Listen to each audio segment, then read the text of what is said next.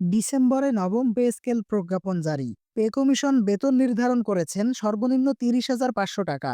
সুপ্রিয় দর্শক, আসসালামু আলাইকুম।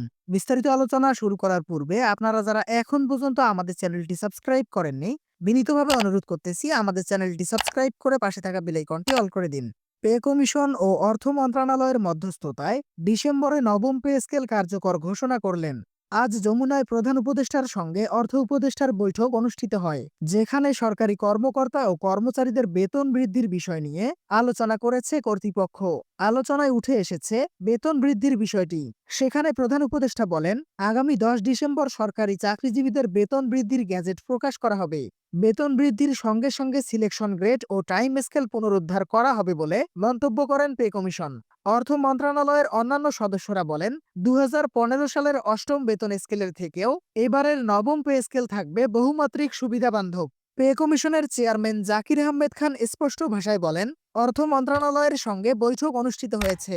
আমরা দেশের অর্থনৈতিক অবস্থানকে পর্যবেক্ষণ করে নবম পে স্কেল বাস্তবায়ন ঘোষণা করব।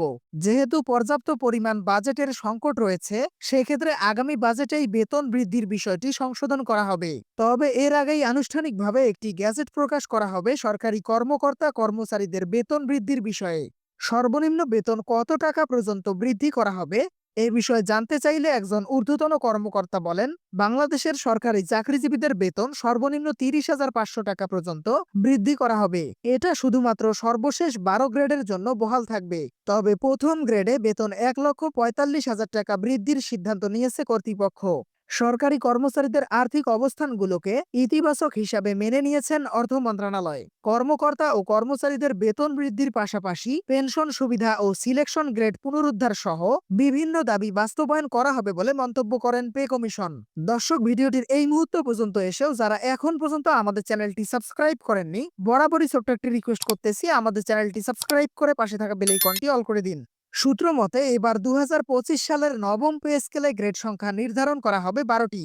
ডক্টর সালাউদ্দিন আহমেদ বলেন, আমরা দক্ষিণ এশিয়ার দেশগুলোর বেতন স্কেল পর্যালোচনা করে এই সিদ্ধান্ত নেই। এশিয়া মহাদেশের মধ্যে প্রায় দেশগুলোতে অনুপাত আকারে বেতন দেওয়া হয়, যার ফলে কর্মকর্তা ও কর্মচারীদের মাঝে থাকা বৈষম্য তেমন একটা লক্ষ্য করা যায় না। তাই আমরা এবারের পে স্কেলে চাচ্ছি বৈষম্য দূরীকরণ করতে, যার ফলে অনুপাত আকারে বেতন বৃদ্ধির সিদ্ধান্ত গ্রহণ করেছি। এর মধ্যে সরকারি চাকরিজীবীদের জন্য নতুন বেতন কাঠামো বা পে স্কেল প্রণয়নের উদ্যোগ নিয়েছে পে কমিশন। দ্রব্যমূল্যের ঊর্ধ্বগতি ও বেতন বৈষম্য কমানোর লক্ষ্যে বিভিন্ন কর্মচারী সংগঠন তাদের প্রস্তাব কমিশনের কাছে জমা দিয়েছে।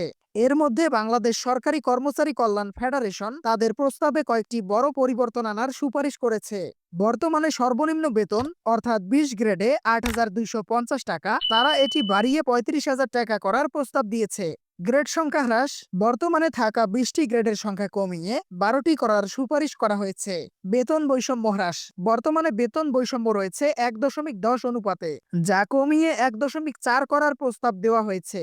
আশা করা যাচ্ছে খুব দ্রুত সময়ে সকল কিছু বাস্তবায়ন করা হবে। আগামী ১৫ অক্টোবরের মধ্যে সরকারি চাকরিজীবীদের বেতন বৃদ্ধির পাশাপাশি অন্যান্য সকল সুবিধা গ্যাজেট আকারে প্রকাশ করবে কর্তৃপক্ষ। তো দর্শক, আজকের ভিডিওটি এই পর্যন্তই। আশা করি ভিডিওটি থেকে অনেক গুরুত্বপূর্ণ তথ্য জানতে পেরেছেন। সরকারি চাকরিজীবীদের নবম পে স্কেল সহ যাবতীয় আপডেট সবার আগে জানতে আমাদের চ্যানেলটি সাবস্ক্রাইব করে পাশে থাকা বেল আইকনটি অল করে দিন।